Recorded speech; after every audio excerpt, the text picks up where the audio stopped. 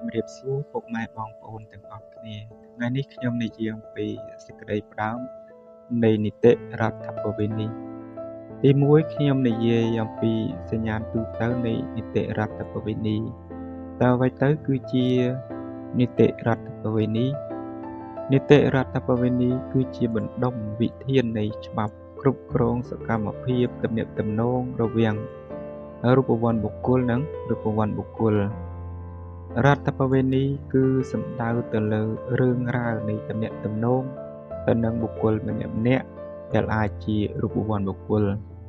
ចំណែកឯក្រមរដ្ឋប្បវេណីគឺជាបណ្ដុំនៃគោលការណ៍ទូទៅដែលត្រូវបានចងក្រងឡើងពាក់ព័ន្ធទៅនឹងរឿងរបស់រូបវន្តបុគ្គលសម្រាប់ជាបទដ្ឋានអនុវត្តផងនិងជាមូលដ្ឋានបង្កើតបទបញ្ញត្តិនានានៅក្នុងនីតិរដ្ឋប្បវេណីការបង្កើតក្រមរដ្ឋប្បវេណី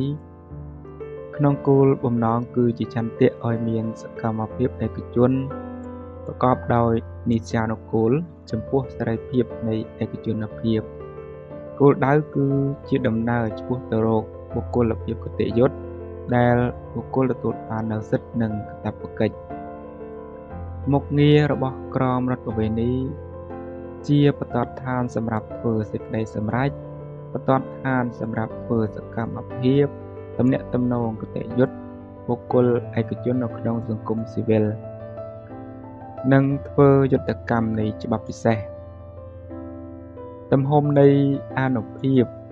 នៃក្រមរដ្ឋប្បវេណីគឺអានុភាពតាមពេលវេលាអានុភាពលើបុគ្គលដែលពាក់ព័ន្ធអានុភាពនៃទីកន្លែងអញ្ចឹងគឺត្រូវអនុវត្ត